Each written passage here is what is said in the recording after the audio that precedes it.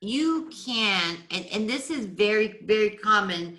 I know a lot of people that are going and renting a property, right? They're not staying in it. They're turning around and subleasing it. But it needs to have it on the contract. Now, yes, some of those people, I told them you're doing it illegally because on your contract it says you can't sublease it. Sublease it means you are renting it and then you're turning around and renting it to someone else. So they get a nice place on the beach or a vacation spot, maybe even somewhere business district. Set it up with furniture nice in there that people are going to come in and use it for vacation rental.